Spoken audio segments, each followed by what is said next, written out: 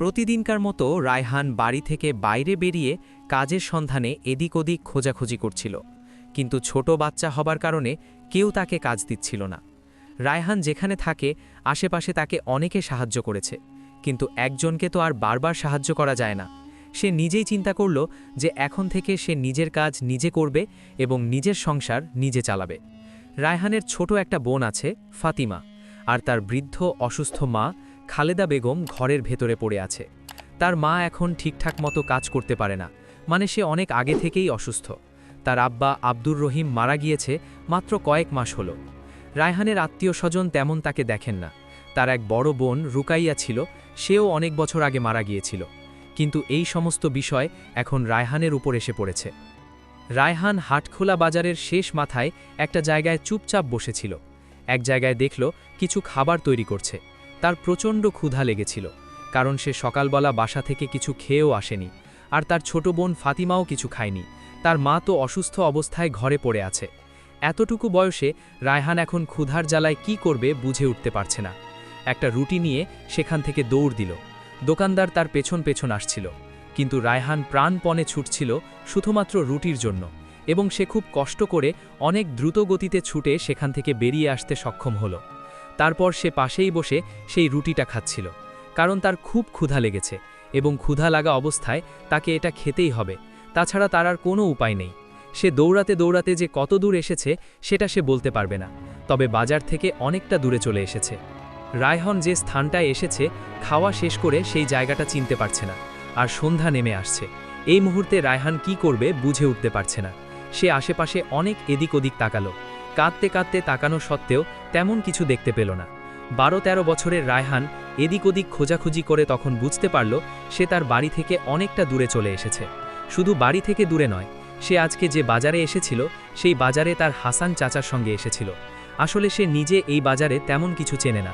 তার চাচা তাকে বলেছিল কাজ দেবে, কিন্তু কাজ দেওয়ার কথা বলে কোথায় যে চলে গিয়েছে সেটাই রায়হান বুঝতে পারছিল না। আর সে যে বাড়িতে যাবে সেরকম পয়সাও তার ছিল না। বাড়িতে তার ছোট বোন ফাতিমা নিশ্চয়ই না খেয়ে আছে, আর সবচেয়ে বড় কথা তার মা খালেদা বেগম তাকে নিশ্চয়ই খোঁজাখুঁজি করবে। তারা যে ঘরটায় থাকে সেই ঘরের ভাড়াও প্রায় 3 মাস ধরে দেওয়া হয় না। বাড়িওয়ালা যে কোনো সময় তাদের ঘর থেকে বের করে দিতে পারে। বাধ্য হয়ে সমস্ত কিছু ছেড়ে রায়হান ঘর থেকে বেরিয়েছে। আসসালামু আলাইকুম দর্শক, সকলে কেমন আছেন? স্বাগত জানাচ্ছি আমাদের আজকের এপিসোডে। আজকে আমরা জানব মাত্র 12 বছর বয়সী রায়হানের জীবনের ঘটনা। রায়হানের সঙ্গে একটা পরী দেখা হয়েছিল, এবং সেই পরীটা কিভাবে রায়হানকে সাহায্য করেছিল এবং বড় হওয়ার পর তার সঙ্গে প্রেমের সম্পর্ক হয়েছিল, সেই ঘটনাটি পুরোটা জানতে হলে এই ভিডিওটা শেষ পর্যন্ত অবশ্যই আমাদের সঙ্গেই থাকুন। প্রতিদিনকার মতো কণ্ঠে আমি আরজে আরিফ আপনাদের সঙ্গে আছি, এবং আপনারা দেখছেন the mega story prime. The mega story প্রাইমের গল্পগুলো আপনাদের কাছে ভালো লাগলে অবশ্যই আমাদেরকে লাইক করে কমেন্ট করবেন, এবং সেই সঙ্গে আমাদের চ্যানেলটিকে সাবস্ক্রাইব করতে অবশ্যই ভুলবেন না। সাবস্ক্রাইব করে পাশে থাকা বেল নোটিফিকেশন অন করে দিন, যাতে করে নতুন ভিডিওর নোটিফিকেশন সবার আগে আপনি পেয়ে যান। তাহলে বেশি কথা বাড়াবো না, আমরা সরাসরি চলে যাব রায়হানের জীবনের ঘটনায়, যে কিনা একটা পরী দেখা পেয়েছিল এবং তার জীবন পরবর্তীতে বদলে যায়। স্কুল থেকে ফিরে রায়হান দেখতে পেল তার বাড়িতে বেশ খানিকটা ভিড় জমেছে। রায়হান এদিক ওদিক তাকিয়ে কিছু বুঝতে পারছিল না, কারণ সে আসলে চিনতে পারছিল না যে তাদের বাড়িতে এত ভিড় কিসের জন্য, আর এত মানুষজন কি করছে। রায়হান সেদিন বাড়িতে ফিরে তার বাবাকে আর দেখতে পায়নি। তার বাবা একজন দিনমজুর ছিল, অনেক কষ্ট করে তাকে পড়াশোনা করাতো এবং নিজের সংসার চালাতো। রায়হানের ছোট বোন ফাতিমা বেশ ছোট, এখন ক্লাস 1 বা 2তে পড়ে, আর রায়হান নিজে স্কুলে পড়ে। তার 12-13 বছর বয়স মাত্র। এই বয়সে সে কি করতে পারে? তার বাবার মৃত্যুতে সে বেশ শোকাহত ছিল, কারণ তার বাবা তাকে অনেক বেশি ভালোবাসত। তার মা অনেক আগে থেকেই অসুস্থ, এই গৃহস্থালীর টুকটাক কাজ করতে পারে, এছাড়া বাইরে গিয়ে যে কাজ করবে সেরকম সামর্থ্যও তার মায়ের ছিল না। রায়হান যে বাড়িতে থাকত সেই বাড়িটার ভাড়াটাও খুব বেশি ছিল না, খুবই স্যাঁতস্যাঁতে নোংরা পরিবেশের একটা বাড়ি। সেখানে তার দিনমজুর বাবা কোনো মতে কাজকাম করে তাদেরকে লালন পালন করত, এবং তাদের সংসারটা বেশ সুখেরই ছিল। কম ইনকাম করলেও তাদের সংসারটা হাসি খুশিভাবে চলে যেত। রায়হানের প্রত্যেক দিন নিয়ম ছিল স্কুল থেকে ফিরে খেলাধুলা করা, এরকমই ছিল। কিন্তু আচমকা যে তার জীবনটা বদলে যাবে সেটা সে কখনো কল্পনাই করতে পারেনি। তার বাবা মারা যাওয়ার পর থেকে তার মাথায় যেন আকাশ ভেঙে পড়ে, এবং সে একদম অসহায় ও দরিদ্র হয়ে পড়ে। তার বাবা মারা যাওয়ার পরে সিলেটের গ্রামের বাড়িতে সে গিয়েছিল তার জমি জমার ভাগ এবং তাদের সম্পত্তি বুঝিয়ে নিতে, কিন্তু তার চাচারা তেমন করে বুঝিয়ে দেয়নি, কারণ তার চাচারা বলেছে তাদের নামে নাকি কোনো জমি জমা নেই, আর তার দাদা দাদি নাকি কোনো জমি তাদেরকে দিয়ে যায়নি। আসলে গ্রামের বাড়িতে তো জমির ভাগ আছে এবং ছোট্ট একটা জায়গায় হয়তো তাদের ঘরও আছে, কিন্তু এই মুহূর্তে তারা গ্রামে যাবে কিভাবে, কারণ গ্রামের ঘরে থাকার মতো পরিবেশ নেই। আর সবচেয়ে বড় কথা, তাদের গ্রামের যে জমিটুকু আছে সেই জমি চাষ করত তার এক চাচা। সেই হাসান চাচা এখন বলছে যে ওই জমি নাকি তার বাবা আব্দুর রহিম তার কাছ থেকে বন্দুক নিয়েছিল অনেক বছর আগে, এবং সে জমির টাকা দিতে পারেনি বলে এখন জমি পার হয়ে গিয়েছে। এমনটা বলেই রায়হানদেরকে ঠকাচ্ছিল।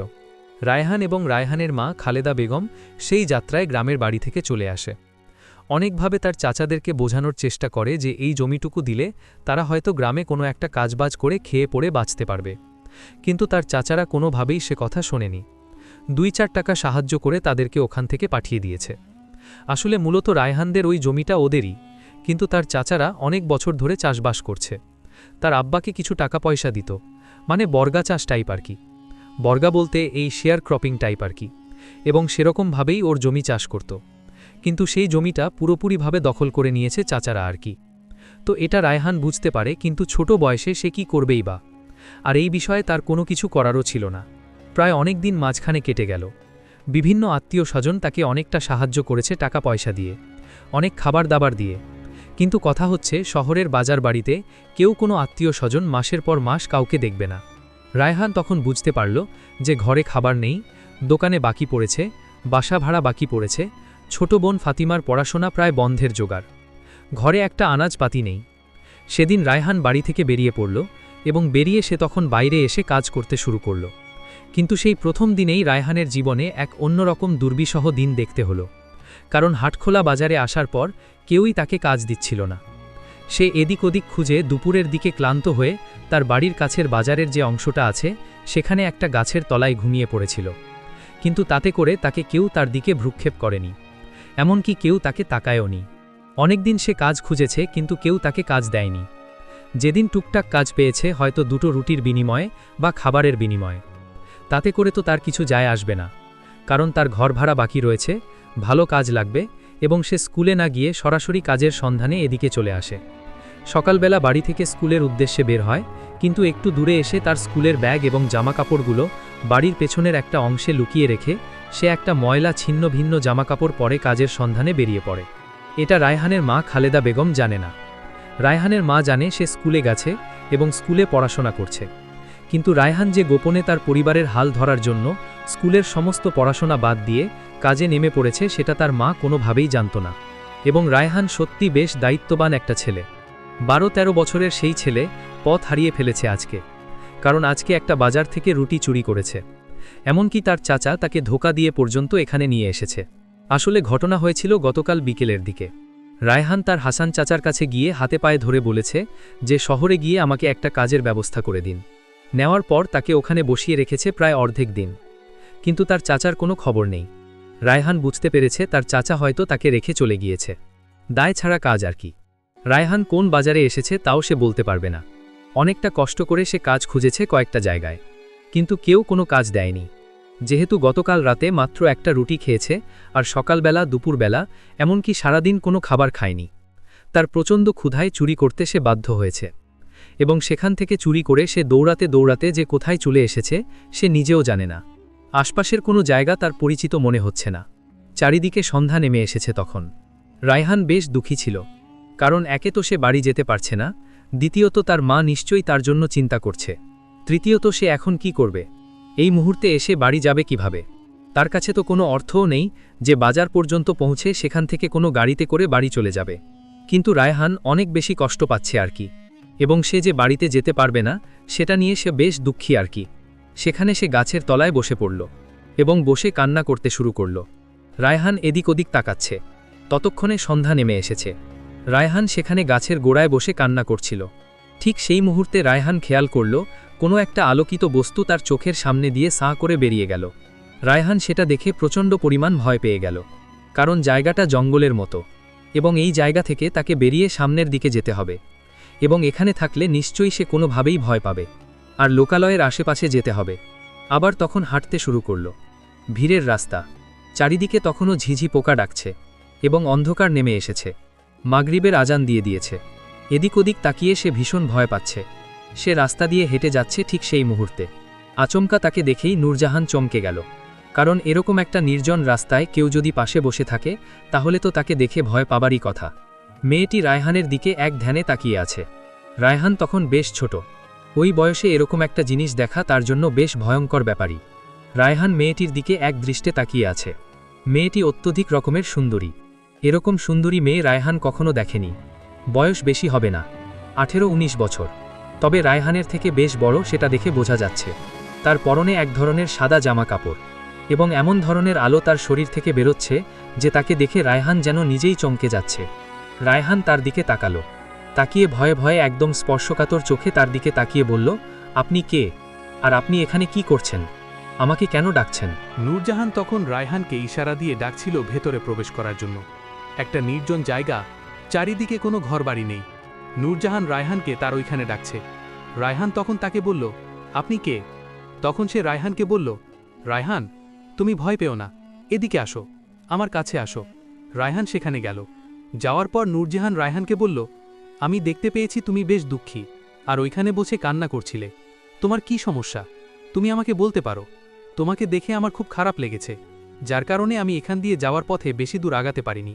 গিয়ে আবার ফিরে এসেছি। ভেবেছি তোমার সঙ্গে কথা বলে দেখি তোমার কি সমস্যা। এতটুকু একটা ছেলে, তুমি এই জঙ্গল পথে কি করছো? রায়হান তখন তাকে বলল, আমার আসলে খুব দুঃখ, আমি সারাদিন কিছু খাইনি। সে কথা বলতেই নূরজাহান রায়হানকে তার পাশে খুব যত্ন সহকারে বসালো। রায়হান সেখানে বসল। সেখানে বসার মতো একটা জায়গা ছিল। রায়হান তার উপরে বসে বলল, কি যে আমার খুব ক্ষুধা লেগেছে, ক্ষুধায় চোখে কিছু দেখছি না। গতকাল রাত থেকে কিছু খাওয়া হয়নি, সারাদিন এদিক ওদিক ঘুরে বেড়াচ্ছি। মেয়ে কথা বলতেই নূরজাহান তখন হাতের ইশারা দিতেই দেখলাম একটা প্লেট রায়হানের দিকে ভেসে আসছে। এরকম অলৌকিক কাণ্ডকারখানা রায়হান টিভিতে দেখেছে, কিন্তু এরকমটা যে বাস্তবে হয় সেটা সে বিশ্বাসই করতে পারছিল না। তখন সে কিছু ভয় পেয়ে উঠল, বলল, এটা এরকমভাবে আসছে কিসের জন্য? নূরজাহান তখন রায়হানকে বলল, তুমি খেয়ে নাও, এটা এটা তোমার শক্তি যোগাবে। রায়হান বলল, কিন্তু নূরজাহান তখন কোনো কথার উত্তর না দিয়ে বলল, কিছু তুমি খাও, তারপর তোমার সমস্ত কথা বলছি আমি, শুনছি আমি। আর তুমি একদমই ভয় পেও না, আমি তোমার কোনো ক্ষতি করব না। আমি সত্যি তোমার উপকার করার জন্যই এখানে দাঁড়িয়ে আছি। রায়হান তখন সামনে এতগুলো খাবার দেখে নিজেকে আর সামলাতে পারল না। খাবারগুলো একে একে খেতে শুরু করল। সেখানে বেশ কিছু পদের রুটি, তারপর নানা ধরনের ফল এবং মিষ্টি ছিল। রায়হান সাধারণত অনেক ক্ষুধার্ত থাকলে চোখে মুখে কিছু দেখে না, তার নিজের মধ্যেই এক ধরনের অন্যরকম ক্রিয়া বিক্রিয়া কাজ করে। রায়হান তখন সেই খাবারগুলো খেতে শুরু করল। খাবার খাওয়ার শেষে সে একটা তৃপ্তির ঢেকুর তুলল, কারণ কতদিন পর সে এই খাবারগুলো খেয়েছে সে বলতে পারবে না। পেট ভরে এরকম খাবার অনেক দিন খাওয়া হয় না। রায়হান তখন কান্না করে ফেলল। তখন সেই নূরজাহান বলল, তুমি কান্না করছো কেন? তোমার কি হয়েছে? রায়হান তখন চোখ মুছে বলল, সব খাবার তো আমি খেয়ে ফেললাম, কিন্তু আমার বাড়িতে আমার ছোট বোন ফাতিমা এবং মা খালেদা বেগম নিশ্চয়ই না খেয়ে আছে। আমার মা ভীষণ অসুস্থ। এই মুহূর্তে আমি যদি বাড়িতে যাই এবং অনেক রাত হয়ে গিয়েছে, আমার মা অবশ্যই প্রশ্ন করবে যে আমি স্কুলে না গিয়ে কোথায় গিয়েছিলাম। তাকে আমি কি বলবো? আর তাকে ছাড়া আমি খেয়ে ফেললাম। নূরজাহান তখন রায়হানের চোখে হাত দিয়ে চোখের পানি মুছল। রায়হানের এখনও তার সেই মমতাময়ী চেহারা এবং হাতের স্পর্শ মনে আছে। রায়হান তখন তাকে বলল, আপনি কে বলুন তো? আর আপনি এই জঙ্গলের ভিতরে আমাকে কেন ডাকলেন? আর আপনি কোথা থেকে এসেছেন? নূরজাহান তখন বলল, আমি সমস্ত কিছু বলবো, আগে তোমার গল্প বলো। তোমার কি সমস্যা? আর তুমি এরকম ছোট্ট ছেলে হয়ে এরকম দাঁড়ে দাঁড়ে ঘুরে বেড়াচ্ছ কেন? তোমার সমস্যা কোথায়? রায়হান তখন বলল, আসলে আমার বাবা আব্দুর রহিম মারা গিয়েছে 3 মাস হয়েছে। 3 মাসের মধ্যে আমরা ঠিকঠাক মতো কারো কাছে গিয়ে কোনো উপকার পাইনি। আমার বাবা মারা যাওয়ার পরে আমার সংসার একদম ভেঙে পড়েছে। আমার এক বড় বোন ছিল, সেও মারা গিয়েছে অনেক বছর আগে। আর আমার একটা ছোট বোন আছে ফাতিমা, সে এবার মনে হয় 6-7 বছর বয়স হচ্ছে। আমার মা সে সবসময় অসুস্থ থাকে এবং তার চিকিৎসার খরচ, আমাদের বাসা ভাড়া দেওয়া, তারপর নিজেদের খাওয়া পড়া, এ সমস্ত কোনো কিছু চলছে না। আমাদের ঘরে আনাজপাতি নেই। আমি স্কুলে যাওয়ার নাম করে প্রতিদিন কাজের সন্ধানে বের হই। টুকটাক কাজ যা পাই তা দিয়ে আমি কোনো মতে টেনে টেনে চালাচ্ছি, কিন্তু একবেলা খাবার জোটালে আর 2 বেলা জুটাতে পারি না। আজকেও কাজের সন্ধানে বেরিয়েছিলাম এবং স্কুলের ড্রেস পরে সমস্ত কিছু করে কাজে বেরিয়েছিলাম, কিন্তু আমার সত্যিই খুব খারাপ লাগছিল যে এখানে আমার এক চাচা হাসান চাচা নিয়ে এসেছে। সেই চাচা আমাকে এখানে রেখে কোথায় চলে গিয়েছে? কাজ দেওয়ার দূরের কথা, এখান থেকে যে আমি বাড়ি ফিরে যাব। আমি খুব ক্ষুধার্ত ছিলাম, যার কারণে একটা রুটি চুরি করে আমি খেয়েছি এবং চুরি করতে গিয়ে আমি দৌড়ে এদিকে আসতে গিয়ে হারিয়ে গিয়েছি। এখন আমি হাটখোলা বাজারের রাস্তাও খুঁজে পাচ্ছি না, আর বাজার থেকে বাড়ি পর্যন্ত যে যাব সে বাড়ির রাস্তাও আমার জানা নেই। যদিও আমি আমার গ্রামের নাম জানি এবং সেই সিলেটের গ্রাম পর্যন্ত যদি পৌঁছতে পারি তাহলে বাড়িতে যেতে পারবো। আমার মা নিশ্চয়ই চিন্তা করছে, এবং আমি যদি বাড়িতে যাইও তবু আমার মা কি খাবেন এবং আমার বোন কি খাবেন? নিশ্চয়ই তারা না খেয়ে আছে। আশেপাশের প্রতিবেশী কেউ হয়তো তাদেরকে খাবার দেয়নি। আমার তার চেহারা এখন পর্যন্ত চোখে ভাসছে, খুব খারাপ লাগছে। নূরজাহান তখন বলল, তুমি চিন্তা করো না, আমি তাদের জন্য খাবার দিয়ে দিব। নূরজাহান তখন রায়হানকে বলল, তুমি চিন্তা করো না, আমি তাদের জন্য খাবার দিয়ে দিব। তারপর রায়হান একটু মুখ বন্ধ করে বলল, আপনি যে কালকে আমার জন্য খাবার দিয়ে দিবেন, কিন্তু তারপর আমি কি করব? আপনি যদি আমাকে একটা কাজ দিতে পারেন তাহলে আমি বেশ উপকৃত হব, এবং সেই কাজটা করে আমি অন্ততপক্ষে আমার পরিবারটাকে ঠিকঠাক মতো চালাতে পারব। তারপর সে বলল, সত্যি করে বলুন তো আপনি কে এবং কেন আপনি আমার উপকার করছেন, আর এরকমটা কেন করলেন, কিভাবে করলেন? নূরজাহান তখন উত্তর দিল, আমি একটা পরী, জিন বলতে পারো। আমি জিন জগতে থাকি। এদিক দিয়ে সন্ধ্যার সময় আমি মাঝে মধ্যে যাতায়াত করি, কিন্তু আজকে তোমাকে এখানে কান্না করতে দেখে আমি একটু পথ গিয়ে আবার ফিরে এসেছি। তুমি একজন ইনোসেন্ট ছিলে, এখানে বসে এরকম কান্না করছে সেটা দেখতে আমার বিন্দুমাত্র ভালো লাগেনি। তুমি দেখতে অনেক সুন্দর এবং খুব সুন্দর করে কথা বলো। তুমি একদমই চিন্তা করো না, আজকে থেকে আমি তোমার সঙ্গে আছি, এবং সত্যি আমি তোমার কোনো ক্ষতি করব না, আমি তোমার সঙ্গে থাকব। জিনরা যে ক্ষতি করে সেটা হয়তো তোমার চাচা মামা যেভাবেই হোক তুমি শুনেছ। জিনরা ক্ষতি করে, কিন্তু সত্যি কথা, আমি তোমার কোনো ক্ষতি করব না। আজকে থেকে আমি তোমার উপকারী বন্ধু, এবং তোমাকে আমি সব বিষয়ে সাহায্য করব। রায়হান তখন তাকে বলল, আমার উপকার লাগবে না, আপনি শুধু আমাকে এতটুকু উপকার করুন, আমাকে একটা কাজ দিন। কাজ দিলেই আমি সেটা করে তারপর দরকার হলে আমি আপনার জন্য সমস্ত কাজ করব এবং আমার সংসার চালাব। নূরজাহান কথা শুনে তখন নিজেও কান্না করে ফেলল, বলল, তুমি আসলেই বেশ মেহনতি ছেলে, এবং তোমার মা এবং বোনের যত্নের জন্য তুমি এত চিন্তা করছো। ঠিক আছে, আমি তোমাকে একটা কাজ দিব, আগামীকাল দিব, কিন্তু এখন তুমি বাড়িতে যাও এবং আমি তোমার সঙ্গে পরে এসে দেখা করব। তুমি এখন এই পলিথিনটা ধরো। সে রায়হানকে একটা পোটলা দিল। পোটলাটা বেশ ভারী, আর বলল, তোমার চোখটা বন্ধ করো। রায়হান বলল, কেন? সে বলল, কোনো কথা বলো না, তুমি তোমার চোখটা বন্ধ করো এবং আমার হাতটা ধরো। রায়হান তখন তার হাত ধরল। নূরজাহান যে অত্যধিক রকমের সুন্দরী ছিল, আর তার শরীর থেকে একটা ফুলের সুগন্ধ আসছিল, সেই সুগন্ধটা এবং তার শরীরের সমস্ত ঘ্রাণটা রায়হানের কাছে বেশ ভালো লাগছিল। রায়হান তার কাছে গিয়ে তার হাতটা ধরল। নূরজাহানের পরনে বোরকা জাতীয় একটা ধরনের জামা ছিল, তবে সেটা সাদা বোরকা টাইপ জামা। রায়হান তাকে বলল, আপনি কোথায় নিয়ে যাচ্ছেন আমাকে? সে তখন বলল, ওহো, তুমি চুপ করো তো, চলো তোমাকে আমি নিয়ে যাচ্ছি, আর কোনো প্রশ্ন করো না। রায়হান তখন চোখ বন্ধ করে তার হাত ধরল। হাত ধরার পর তার মনে হলো যে চারপাশটা আলোয় ঘিরে ধরেছে, এবং সে চোখ তো বন্ধ করে রেখেছে, খুলতে পারছিল না। বেশ খানিকক্ষণ পর যখন নূরজাহান বলল, চোখ খোলো, তখন রায়হান চোখ খুলল। দেখল সে নিজের ঘরের সামনে দাঁড়িয়ে আছে। বাসার সামনে নিজেকে দেখে তার নিজের খুবই আনন্দ লাগছিল, এত পরিমাণ ভালো লাগছিল। সে তখন নিজের অজান্তেই নূরজাহানকে জড়িয়ে ধরল। নূরজাহান তার থেকে বড়, এবং সেই সময়ে তার মনের মধ্যে ওরকম প্রেমপ্রীতি অথবা তাকে জড়িয়ে ধরলে যে বিষয়টা খারাপ দেখায় সেরকম কোনো অনুভূতি আসেনি। রায়হান তাকে বলল, আপনাকে অনেক ধন্যবাদ, আপনি আমার অনেক বড় উপকার করেছেন, এবং আমি সত্যিই আপনার প্রতি কৃতজ্ঞ। নূরজাহান তখন বলল, একদমই এরকমটা বলবে না, আমি তোমার উপকার করতে পেরে বেশ আনন্দ বোধ করছি। তোমার সঙ্গে আবার আমার পরে দেখা হবে, তুমি এখন এই পলিথিনটা নিয়ে ঘরে যাও, আর দাঁড়াও। তাই বলে সে রায়হানকে দাঁড় করালো। তারপর সে তার হাতে একটা ব্যাগ দিল। সেটা একটা লাল টোপলা জাতীয় জিনিস ছিল, সেটা বেশ ভারী ছিল। সে বলল, তুমি এটা নিয়ে গহরে যাও এবং কখনো খুলবে না। যখন তোমার খুব বেশি প্রয়োজন পড়বে এবং তুমি মনে করবে যে জিনিসটা খোলা প্রয়োজন, তখন তুমি এই জিনিসটা খুলবে। এটার ভিতরে বেশ মূল্যবান রত্ন আছে। আমি তোমাকে শুধুমাত্র এটা জানিয়ে রাখছি, এবং এটা আমি তোমাকে তোমার ভালো কাজের জন্য দিচ্ছি, কারণ তুমি ভবিষ্যতে বেশ ভালো ভালো কাজ করবে, এবং তোমার মায়ের প্রতি এত পরিমাণ ভালোবাসা দেখিয়েছ। এটা তুমি তোমার কাছে রাখো। প্রথমে রায়হান নিতে নিষেধ করল, কিন্তু পরবর্তীতে নূরজাহান জোর করে দিল এবং তার হাতে ধরিয়ে দিয়ে চোখের পলকে গায়েব হয়ে গেল। রায়হান মেয়েটার কোনো কিছুই বুঝতে পারছিল না। সে যে আসলে একটা জিন, পরী, সেটার প্রমাণ সে অলরেডি দিয়েছে। কারণ রায়হান যেখানে গিয়েছিল, যাওয়ার সময় তার হাসান চাচার সঙ্গে বাসে 1 ঘন্টা সময় লেগেছিল। তার মানে সে অনেকটা দূরে গিয়েছিল, কিন্তু নূরজাহান একদম চোখের পলকে তাকে এখানে দিয়ে গেল।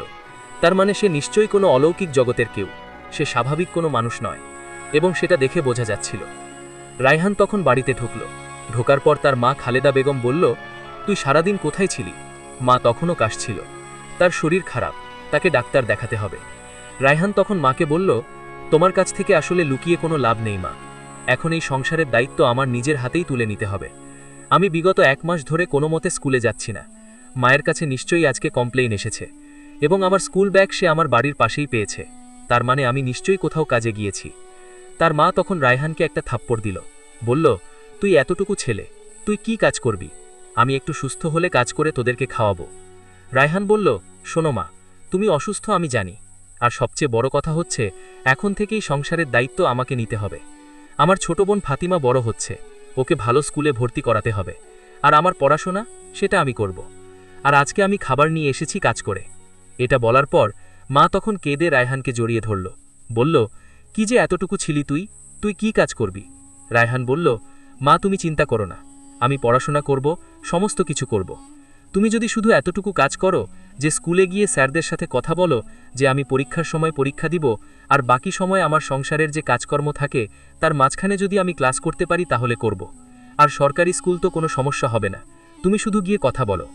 এর পরের দিন মা কথা বলার জন্য রাজি হলো। ওই দিন রাত্রে রায়হান সেই প্যাকেটটা খুলল, দেখল তার ভিতরে গরম গরম বিরিয়ানির মতো কোনো একটা জিনিস রাখা, মানে মাংস দিয়ে তৈরি, ছাগল বা গরুর মাংস হবে, এবং খুব সুস্বাদু খাবার ছিল। তারপর মা বলল, এত দামি খাবার কোথেকে নিয়ে আসলি?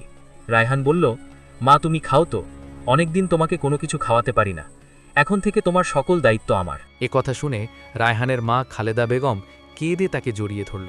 রায়হানও খানিকটা আবেগপ্রবণ হয়ে পড়ল। তারপর সেই পোটলাটা যেটা নূরজাহান তার কাছে দিয়েছিল, সেই পোটলাটা সে তার খাটের নিচে রাখা নিজস্ব একটা ট্রাঙ্কে রেখে তালা মেরে দিল। চাবিটা এমন জায়গায় লুকিয়ে রাখল যাতে কেউ খুঁজে না পায়।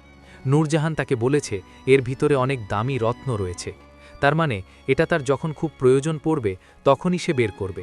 কিন্তু কখন খুব প্রয়োজন পড়বে সেটা তো জানে না, হয়তো ফাতিমার বিয়ের সময়, হ্যাঁ সেই সময় সে বের করবে, তাছাড়া নয়। তারপর সে ওদেরকে ঘুমিয়ে পড়ল। তার শুধুমাত্র এটুকুই মনে হতে লাগল যে তার জীবনটা এমন কেন, অন্যরকম হলেও পারত। সে তো তার বোন ভাই সব বাবা মার সঙ্গে এখানে খুব সুন্দরভাবে জীবন কাটাতে পারত। খুব কান্না পেয়ে গেল তার, তারপর ঘুমিয়ে পড়ল। পরের দিন সকালবেলা উঠে রায়হান স্কুলে চলে গেল, কারণ নূরজাহান তাকে বলেছে সে না আসা অবধি সে যেন কোথাও না যায় বা কাজের সন্ধানেও না যায়। সে বিগত 1 মাস ধরে নাম জায়গায় কাজ খুঁজেছে। কেউ কাজ দিলে অল্প কিছু টাকা বকশিস দিয়ে বুঝিয়ে দেয়, কিন্তু অনেক খাটিয়ে নেয়। সেদিন স্কুল থেকে এসে সারাদিন নূরজাহানের জন্য অপেক্ষা করল এবং সন্ধ্যার দিকেও অপেক্ষা করল, কিন্তু তার কোনো দেখা নেই। মনে হয়েছিল যে সে হয়তো আর আসবে না। তারপর রাত্রিবেলা খাওয়া দাওয়া করে ঘুমিয়ে পড়ল। সেদিন তার কাছে কিছু টাকা ছিল যেটা নূরজাহান যাওয়ার সময় দিয়ে গিয়েছিল। সেই টাকা দিয়ে বাজার সদাই করে খাওয়া দাওয়া করে ঘুমিয়ে পড়ল। ঘুমিয়ে পড়ার পর আচমকা রাত্রিবেলা তার নাকে একটা অদ্ভুত সুগন্ধে ঘুম ভেঙে গেল। সে দেখতে পেল নূরজাহান তার পাশে বসে আছে। তারপর তাকে বলল, তুমি ওঠো, আজকে তোমাকে একটা জায়গায় নিয়ে যাব, যে জায়গায় গেলে তুমি নিশ্চয়ই সমস্ত বিপদ থেকে উদ্ধার পাবে এবং মুক্তি পাবে। সেটা কোথায়? রায়হান তাকে জিজ্ঞেস করল। সে বলল, কোনো প্রশ্ন করো না, তুমি ওঠো। আর রাত্রিবেলা ছাড়া আমরা বিচরণ করতে পারি না, আমরা দিনের বেলা কখনো আসি না কোথাও। তারপর সে রায়হানের হাত ধরল। রায়হান চোখ বন্ধ করল। সেদিনের মতোই মনে হলো যে কোনো একটা আলোকিত বস্তু তার চারপাশ দিয়ে ঘোরাঘুরি করছে। বেশ খানিকক্ষণ পর সে দেখল সে একটা জঙ্গলের মধ্যে দাঁড়িয়ে আছে। জঙ্গলের সামনে একটা বাড়ি দেখা যাচ্ছে, চারিদিকে ঘন বিরান জঙ্গল। সেই জঙ্গলের ভিতরে সে নূরজাহানের হাত ধরে ভিতরে ঢুকল। বাড়িটার ভিতরটা বেশ অনুন্নত এবং স্যাঁতসেঁতে আর কি, আর দেখে মনে হচ্ছে হুজুরের বাড়ি টাইপের।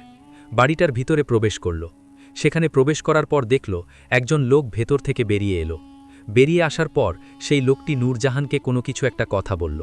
রায়হান তখন তার দিকে তাকালো, সালাম দিল। সে সালামের উত্তর দিল। রায়হান ভেতরে গিয়ে বসল। বাড়ির বাইরে থেকে দেখতে যেরকমটা, ভেতর থেকে তার থেকে একদম উল্টোটা। ভেতরে অনেক বড় জায়গা এবং রুমগুলো খুব সুন্দর এবং পরিপাটি। এত সুন্দর রুম রায়হান জীবনে কোনোদিন দেখেনি। ভেতরে প্রবেশ করার পর নূরজাহান তাকে একটা জায়গায় বসতে বলল। রায়হান সেখানে বসল। চেয়ারটা কাঠের চেয়ার, কিন্তু এরকম চেয়ার সে কখনো দেখেনি। সেখানে বসার পর ওপর থেকে একজন জিন নেমে এলো। জিন লোকটি উড়ন্ত অবস্থায় নেমে আসছিল, তার পা দেখা যাচ্ছিল না। সে নেমে এসে সেখানে একটা চেয়ারের ওপর বসল। তার সঙ্গে একটা সুন্দরী মহিলা ছিল।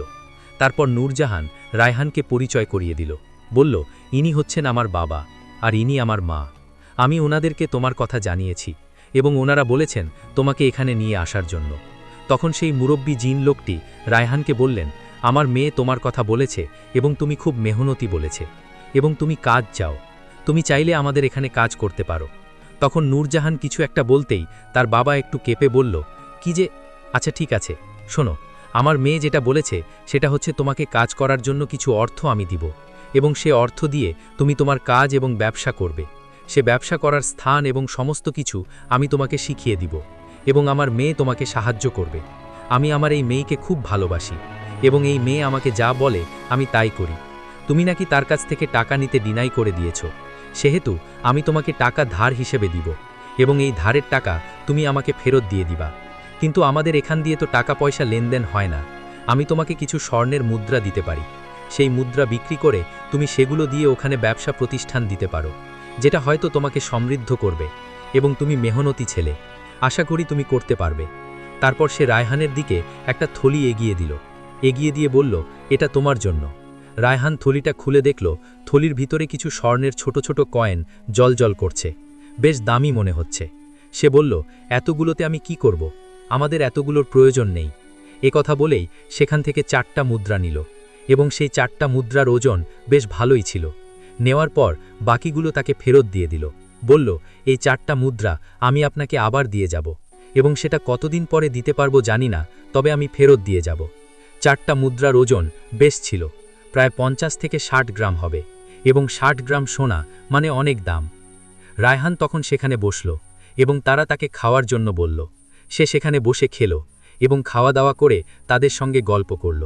জিন দুটোকে দেখে গম্ভীর মনে হচ্ছিল। তারা কখনো হাসে নাকি জানি না, তার মুখে কখনো হাসি দেখল না। তারপর নূরজাহান তাকে ওখান থেকে বাইরে বের করে নিয়ে এলো। বের করে নিয়ে বলল, যাক, আব্বা হুজুর আমার কথা শুনেছেন, তো আমাকে আজকে একটা ব্যবসা দিয়ে দিব, তুমি চলো।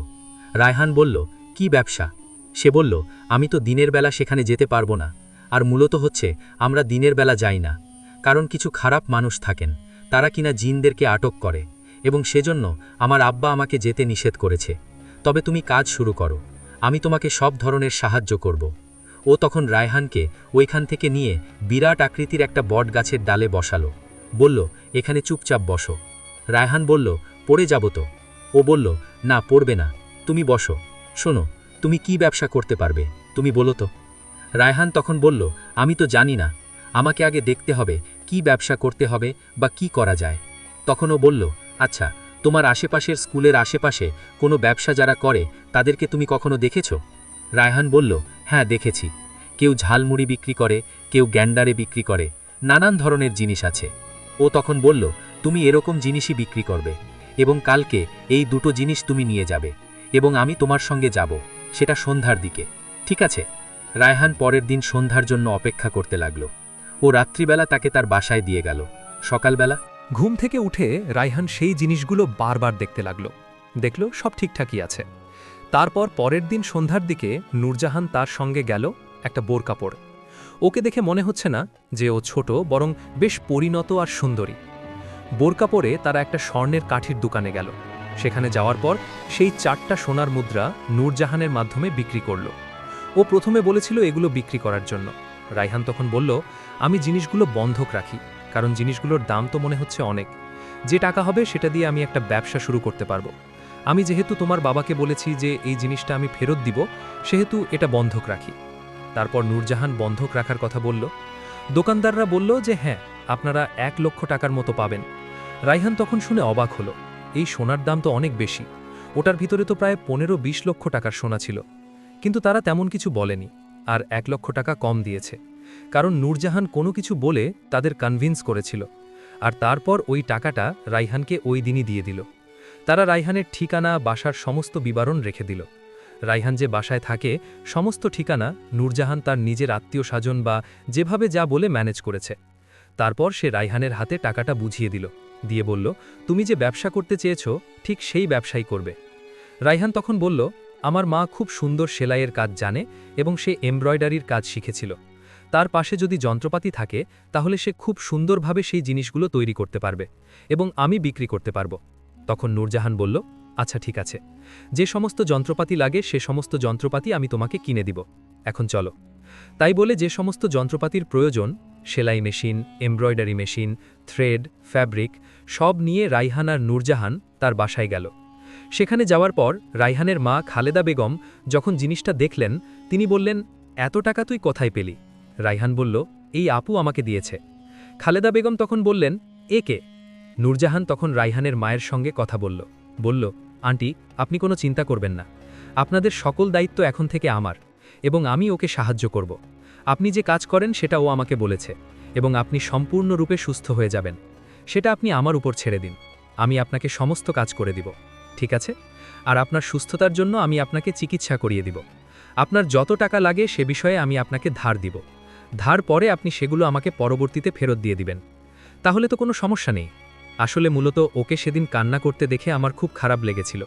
তারপর ভাবলাম যে আমি একটু উপকার করি আপনাদের, অন্ততপক্ষে আপনার এই ছোট্ট মেয়ে ফাতিমা তো খেয়ে পড়ে সুন্দরভাবে বাঁচতে পারবে, আপনারা বাঁচতে পারবেন। তখন খালেদা বেগম একদম কান্নায় ভেঙে পড়লেন। নূরজাহান আসলে খুব সুন্দর। রাইহান বলতে পারছিল না যে ও একটা পরী বা জিন, কারণ ও নিষেধ করেছে তার পরিবারকে যেন না বলে যে সে অলৌকিক। এরকম করে ওই দিন মেশিন কেনা হলো। তার পরের দিন রাত্রিবেলা নূরজাহান একটা বাহন নিয়ে সেখানে উপস্থিত হলো। রাইহানের মা, ছোট বোন ফাতিমা এবং তারা সকলে তখন সেই স্থানে আবার গেল যেখানে প্রথম দিন গিয়েছিল। সেখানে যাওয়ার পর একজন মহিলা চিকিৎসক, যিনি জিন, রাইহানের মায়ের চিকিৎসা শুরু করলেন। তারা সেখানে 2 দিন অবস্থান করল। রাইহান বুঝতে পারছিল না এটা সত্যি নাকি অলৌকিক কোনো কিছু। সে দেখল তার মা 2 দিনের মধ্যে সম্পূর্ণ সুস্থ। তার মানে তার উপর কোনো একটা কালো ছায়া বা কালো জাদুর প্রভাব ছিল, যেটা তার চাচারাই করেছিল।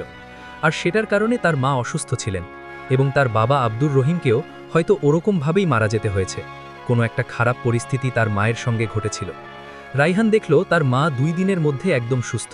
সে তখন বেশ খুশি হয়ে গেল। তারপর নূরজাহান তাকে বাড়ি পর্যন্ত দিয়ে গেল। আর সেদিন থেকে শুরু হলো তাদের ব্যবসার কাজ। খালেদা বেগম প্রতিদিন নানান ধরনের ডিজাইনের জামা বানাতেন এবং আশেপাশে সকলে তার কাছে সেই জামাগুলো বানানোর জন্য চলে আসলো। তাদের কাছে বেশ কিছু টাকা অবশিষ্ট ছিল। খালেদা বেগম সেই টাকা দিয়ে গলির মাথায় একটা বড় বুটিকের দোকান দেওয়ার চিন্তা করলেন। তখন থেকে দোকান দেওয়া হলো। খালেদা বেগম নিশ্চয়ই এই কাজগুলো করে তাদেরকে ভালোভাবে লালন পালন করতে পারবেন, এমনকি রাইহানের পড়াশোনা নষ্ট হবে না। এই চিন্তা করেই তারা একটা বুটিকের দোকান নিল। শুরুর দিকের জামাগুলো রাইহান শহরে নিয়ে বিক্রি করত। প্রথম 6 মাস সে এরকম করেছে। বাড়িতে বানানো ড্রেসগুলো রেডিমেড কায়দায় শহরে নিয়ে বিক্রি করত, আর সেগুলো বিক্রিও হয়ে যেত। কিছু টাকা যখন বেশি জমল এবং তাদের অবস্থার উন্নতি হলো, তখন রাইহান তার আম্মাকে বলল এখানে একটা দোকান দিতে। আর তাদের উপজেলার শহরে সেখানে একটা দোকান দেওয়া হলো। সেই দোকানে একটু একটু করে ব্যবসা বাড়তে শুরু করল। রাইহান এত বেশি আনন্দিত ছিল যে এই সমস্ত জিনিস দেখে তার আনন্দের সীমা ছিল না। সে খুব আনন্দের সঙ্গে সমস্ত কিছু করছিল এবং নূরজাহানকে ধন্যবাদ দিচ্ছিল। এই পরই যদি তার জীবনে না থাকত, সত্যি তার জীবন কোন দিকে যেত সে সেটা বলে বোঝাতে পারবে না। যাই হোক, এরকম করে মাঝখানে প্রায় 6-7 বছর কেটে গেল। রাইহান তখন পরিপূর্ণ যুবকে পরিণত হয়েছে। তার বয়স তখন 20 বছর। নূরজাহান সবসময় তার সঙ্গে দেখা করত এবং কথা বলত। মাসে অন্তত 7-8 দিন তো তার সঙ্গে দেখা করতেই আসত। সে রাইহানকে একটু একটু করে বড় হতে দেখেছে। তবে একটা বিষয় রাইহানের কাছে আশ্চর্য লাগে, সেই মেয়েটি এক বিন্দুও বড় হয়নি। আগে যতটুকু ছিল ঠিক এখনও সেরকম শারীরিক গঠন। একদিন রাইহান তার সঙ্গে বসে আছে। কেন জানি না তাকে দেখলে এখন তার খুব ভালো লাগে। ছোটবেলা থেকেই তাকে দেখে আসছে। একদিন তারা একটা নদীর পাড়ে বসে আছে। নূরজাহান মাঝে মধ্যে বিভিন্ন জায়গায় তাকে নিয়ে যেত। সেই সময় থেকে ও তাকে খুব বেশি সাপোর্ট করেছে। তখন নূরজাহান বলল, তুমি এখন ভালো আছো? রাইহান বলল, খুব ভালো আছি, এবং তুমি আমার যে উপকার করেছো সে উপকার আমি কোনোদিন ভুলতে পারবো না। সত্যি কথা বলতে, তুমি আমাকে তুমি করে বলতে এজন্য বলেছো কেন বলো তো? তখন সে বলল, তোমাকে তুমি করে বলতে এজন্য বলেছি কারণ সেই ছোটবেলা থেকেই না তোমাকে আমার খুব ভালো লাগতো। রাইহান বলল, কি বলছো? তুমি ছোটবেলা থেকে ভালো লাগতো মানে? সে তখন সেদিন বলল, আসলে সত্যি কথা বলতে আমি সেদিন তোমাকে দেখে খুব ভালো লেগেছিল, কিন্তু তোমার এত পরিমাণ খারাপ অবস্থা আমার নিজের ভেতরটাকে নাড়িয়ে দিয়েছিল। তোমার প্রতি আমার খুব মায়া জন্মেছিল। আমি ছোটবেলা থেকেই চেয়েছিলাম তোমাকে পেলে বড় করতে, এবং আমি সেই ছোটবেলা থেকেই তোমাকে পছন্দ করতাম। রায়হান ও নূরজাহানকে উপকারী এবং বড় বোন হিসাবে দেখত। বোন বলতে মানে সে তার অনেক উপকার করেছে, কিন্তু তার প্রতি ওরকম রোম্যান্টিক অনুভূতি সে কখনো আনেনি। আনার তো কথাও না, কারণ সে তার জীবন বদলে দিয়েছে, সাহায্য করেছে। কিন্তু নূরজাহান একথা বলার পর রায়হানের মাথার উপর দিয়ে সব চলে যাচ্ছিল। সে তাকে বলল, শোনো, আমি তোমাকে অনেক আগে থেকেই পছন্দ করি। আসলে সেদিন তোমাকে এত দুঃখী দেখে আমি শুধু তোমার কাছে এগিয়ে এসেছি, কিন্তু একটু একটু করে তোমাকে আমি বড় করে তুলেছি। তোমাকে একটা সত্যি কথা বলি, আমাদের পরী বা জিন জগতে আমরা জিনদেরকে বিয়ে করার জন্য অনেক চড়া উচ্চতায় পৌঁছাতে হয়, কারণ সমস্ত জিন ভালো হয় না, অনেক জিন খুব খারাপ হয়, এবং সেই ভয়টা আমি সবসময় পেয়েছি। আমি চিন্তা করতাম কোনো একজনকে যদি ছোটবেলা থেকেই লালন পালন করে বা যাকে আমি চিনি জানি তাকে যদি বিয়ে করতে পারতাম। ঠিক সেরকমটা চিন্তা আমার ছিল, কিন্তু সেদিন তোমাকে দেখে আমার মন আটকে গেল। আমি সত্যিই ভাবতে পারিনি, আর সেদিন থেকে আমি তোমার কাছে এসেছি এবং চিন্তা করেছি তোমাকে এই বিপদ থেকে উদ্ধার করব। ওই সময় আমার সেরকম রোমান্টিক চিন্তা আসেনি, কিন্তু একটু একটু করে যখন তোমার সাথে মিশতে শুরু করলাম, তোমার সঙ্গে থাকতে শুরু করলাম, তোমার ছোটবেলার ওই অভ্যাসগুলো আমাকে ভালো লাগতে শুরু করলো। আর একজন পরী বা জিন যদি কারো প্রতি আশেক হয়ে যায়, তাহলে কখনোই তাকে ছেড়ে যায় না, সারা জীবন তার সঙ্গে থেকে যায়। আমাদের জিন জগতের এটাই নিয়ম, আর সেটাই আমি আমার জীবনে পেয়েছি। আমি জানি না রায়হান, তুমি কি চিন্তা করছো বা কি ভাবছো। তখন রায়হান বলল, কিন্তু আমি তো তোমাকে সারা জীবন। সে তখন বলল, আমি জানি তুমি হয়তো আমার প্রতি কৃতজ্ঞতা বোধ করে এমনটা করছো, তবে তুমি চিন্তা করে দেখো, আমি তোমাকে বিরক্ত করব না অথবা ফোর্সও করব না। রায়হান তখন চিন্তা করল, সে তো অত্যধিক রকমের সুন্দরী, আর সে এখন তার বয়সী মনে হচ্ছে, যদিও তার বয়স বাড়ে না। সে তখন বলল, আচ্ছা, তুমি ছোটবেলা থেকেই এরকম একই রকম দেখছি, তোমার বয়স বাড়ে না কেন? নূরজাহান তখন বলল, দেখো, আমরা জিনরা অনেক বছর বাঁচি, এটাই আমাদের আসল পরিচয়। আমার বয়স কত বলতে পারো তুমি? রায়হান বলল, কত হবে, হয়তো 20-21 বছর। সে তখন একটু হেসে বলল, আমার বয়স 111 বছর। আমি একটা যুবতী জিন, আমি প্রায় 400-500 বছর বাঁচব। এ কথা শোনার পর রায়হান বলল, তুমি আমাকে ভালোবাসো বা পছন্দ করো, আমি যদি তাড়াতাড়ি মরে যাই বা 60-70 বছর বয়স পর্যন্ত বাঁচি, তখন তুমি কি করবে? নূরজাহান বলল, সেটা পরের বিষয়, 60-70 বছর এখন অনেক দেরি, আমি ততদিন তোমাকে আমার কাছে পেতে চাই, আর আমি তোমাকে ভালোবাসি। এ কথা শোনার পর রায়হান দ্বিধায় পড়ে গেল, কারণ তার প্রতি তার সেরকম রোম্যান্টিক অনুভূতি ছিল না। সে তার এত কাছের একজন জিন হলেও এত উপকার করেছে, সে কি তার প্রতি এরকম চিন্তা আনতে পারবে? কিন্তু এরপর থেকে যখনই তার সঙ্গে মিশতে শুরু করল, তখনই কেমন যেন তার প্রতি একটা অন্যরকম মায়া জন্মাতে লাগল।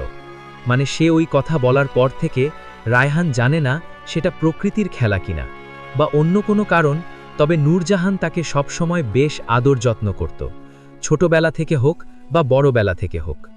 এর পরবর্তীতে খালেদা বেগম তাকে খুব কম দেখেছেন, মাঝে মধ্যে এসেছে, তবে খালেদা বেগম তার প্রতি একটা অন্যরকম সহানুভূতি দেখাতেন এবং সে আসলে অনেক আদর যত্ন ও আপ্যায়ন করত। শেষমেশ এত বছর পর খালেদা বেগম তাকে দেখলেন এবং রায়হান তার সঙ্গে নিজের ঘরে বসে কথা বলছে। তিনি তখন মেয়েটিকে দেখে বললেন, তুমি তো এখনও সেই আগের মতোই আছো, তোমাকে দেখেছি গত 5-6 বছর আগে, তুমি আমাদেরকে যে উপকার করেছিলে। একথা বলার পর নূরজাহান খালেদা বেগমের পায়ে সালাম করল, বলল, আন্টি, আমি আপনাকে একটা সত্যি কথা বলতে চাই। আসলে আপনি কিভাবে নিবেন জানি না, তবে এটা খুবই বাস্তব। আসলে আমি কোনো মানুষ নই, আমি একটা জিন, এবং জিন জগৎ থেকে এসেছি।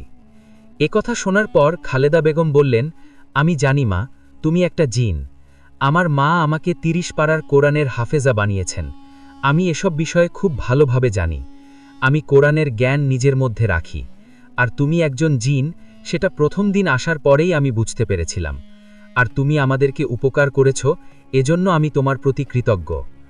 তখন নূরজাহান খালেদা বেগমকে বলল, আসলে আমি আপনার ছেলেকে খুব পছন্দ করি এবং আপনার ছেলেকে বিয়ে করতে চাই, এটা কি আপনি মেনে নিবেন? খালেদা বেগম তখন বললেন, কেন মানব না, অবশ্যই মানব। তোমার মতো একটা জিনকে, যে আমাকে উপকার করেছে, আমার ছেলের ভবিষ্যৎ শুধরে দিয়েছে, যে পড়ালেখা কখনো করতে পারত না সে পড়ালেখা করিয়েছে, তাহলে তো অবশ্যই আমি তোমার মতো একটা পুত্রবধূ হওয়ার যোগ্যতা রাখে। আর সেটা অবশ্যই আমি চাইব। একথা শোনার পর নূরজাহান খুব খুশি হয়ে গেল। তখন তার প্রতি রায়হানের একটু একটু ফিলিংস আসতে শুরু করেছে। ছোটবেলা থেকে তাকে একরকম দেখেছে, কিন্তু বড় হওয়ার পর সে তো অন্য রকম, আর তার মনের ভিতরে ফিলিংসটা তো অন্য রকম হওয়ার কথা।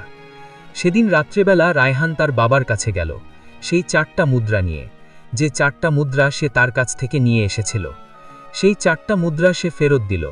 সে তখন বলল, তুমি তোমার কথা রেখেছ, এবং সত্যিই তুমি ভালো একটা ছেলে। ঠিক সেই মুহূর্তে নূরজাহান তার বাবাকে বলল, আমি ওকে বিয়ে করতে চাই, তোমাদের কি কোনো আপত্তি আছে? তখন সেই জিন বলল, তোর জীবন তুই ঠিক করবি, আমাদের কোনো আপত্তি থাকার কথা না। তুই এখন বড় হয়ে গেছিস, আর জিনদের কীরকম নিয়ম সেটা তো তুই জানিসই। রায়হান তখন বলল, কি নিয়ম? তখন জিন বলল, নিয়মটা হচ্ছে, যদি আমার মেয়ে তোমাকে বিয়ে করে তাহলে তাকে এই গোত্র থেকে বেরিয়ে যেতে হবে। সে আর আমাদের জগতে ফিরে আসতে পারবে না। সে তোমার মানুষের জগতে থাকবে, তোমার সঙ্গে, আর তার শক্তি অনেক কমে যাবে। কিন্তু সে যদি তোমাকে সত্যি ভালোবাসে তাহলে এটা তার জন্য সুখের হবে। নূরজাহানের বাবা তখন বললেন, কারণ জিনের জিনকে বিয়ে করতে হবে, কোনো মানুষকে বিয়ে করতে পারবে না। রায়হান তখন বলল, কি? তাহলে তুমি আমাকে বিয়ে করো না? এটা কখনো করো না। নূরজাহান তখন বলল, সেটা আমি পরে ঠিক করে নিব, তুমি এটা চিন্তা করো না। আমি তোমার সঙ্গে এখন থাকতে চাই এবং তোমাদের সঙ্গে বসবাস করতে চাই। তারপর সেই জিন লোকটি নূরজাহানের বাবা বললেন, তুই যা, তোর মতো করে যা, আর এটা শুধুমাত্র নিয়ম মাত্র। আমাদের সর্দার আর বেশি দিন বাঁচবেন না। সর্দার মরা মাত্রই এই নিয়ম পরিবর্তন হয়ে যাবে। পরবর্তী সর্দার আমি হব, এবং তখন এই নিয়ম কখনো থাকবে না। আমি চাই তুই সুখে থাক এবং ওর সঙ্গেই সুখে থাক। রায়হান খুব ভালো ছেলে, আমি তাকে ছোট থেকে দেখে আসছি। এর মাঝখানে প্রায় 10 বছর পেরিয়েছে, আর 10 বছর ধরে রায়হান সেই পরী বা জিন নূরজাহানকে চেনে। সে তাকে ভালোবেসে ছোটবেলা থেকে তার সঙ্গে আছে এবং তার জীবনকে শুধরেছে। রায়হান জানত না সেদিন কি করে সে তাকে পেয়েছিল। সে ভেবেছিল সে শুধু উপকার করেছে, কিন্তু সে যে তাকে ভালোবেসে উপকারগুলো করেছে সেটা সে কখনো কল্পনাও করেনি। আর এটা তার জীবনকে একদম বদলে দিয়েছে। তার পরবর্তীতে রায়হান সেই স্বর্ণমুদ্রাগুলো, যেগুলো নূরজাহান তাকে দিয়েছিল, বের করেছিল। সেটা তার ছোট বোন ফাতিমার বিয়েতে ব্যবহার করেছিল। সেই স্বর্ণমুদ্রা দিয়ে ফাতিমাকে সুন্দর করে বিদায় করেছিল। আরও অনেক স্বর্ণমুদ্রা তার কাছে রয়েছে, যেগুলো নূরজাহান উপহারস্বরূপ দিয়েছিল। ও দেওয়ার কথা তো তারই, তাই না? সেহেতু ওই জিনিসগুলো এখন সে রেখে দিয়েছে। যদি কখনো কোনো বিপদে পড়ে তাহলে হয়তো ওই জিনিস দিয়ে সে সকলকে সাহায্য করবে এবং মানুষকে দান করার চেষ্টা করবে। এখন রায়হানের বড় ব্যবসা প্রতিষ্ঠান হয়েছে। সে নূরজাহানকে বিয়ে করেছে এবং তারা খুব সুখে শান্তিতে আছে। তাদের এই সিক্রেট বিষয়টা অনেকেই জানে না। মাঝখানে তার যে চাচারা জমি দখল করেছিল, সেই জমিগুলো সে ছাড়িয়ে ফেলেছে, আর এখন সকলে তাদেরকে অনেক আদর করে আসে। কিন্তু সেই সময় দাঁড়ানো হয়েছিল যখন তাদের কোনো কিছু ছিল না। তারা একদম অসহায় এতিমের মতো ঘুরে বেড়াত। এই হচ্ছে দুনিয়া। সময় পাল্টে যাওয়ার পর সকল আত্মীয়স্বজন চেনা যায়। এখন তাদের অবস্থা ভালো, এখন সকল আত্মীয়স্বজন তাদের বাড়িতে এসে বসে থাকে। এই হচ্ছে নিয়ম। এই হচ্ছে রায়হানের জীবনের ঘটনা। আশা করি আজকের এই গল্পটি আপনাদের কাছে ভালো লেগেছে। ভালো লাগলে অবশ্যই লাইক করবেন, কমেন্ট করবেন, শেয়ার করবেন। সেই সঙ্গে আমাদের চ্যানেলটাকে সাবস্ক্রাইব করে রাখবেন। আর যে আরিফের কণ্ঠে। শেষ কথা, দর্শকবৃন্দ, আজকের গল্পটা শেষ। একটা ছোট্ট ছেলের জীবন কিভাবে একটা অলৌকিক সত্তার ভালোবাসা আর সাহায্যে বদলে গেল সেটা দেখলেন। জীবনে কখনো কখনো অসহায়তার মাঝে আল্লাহর রহমত আসে অদ্ভুত উপায়ে।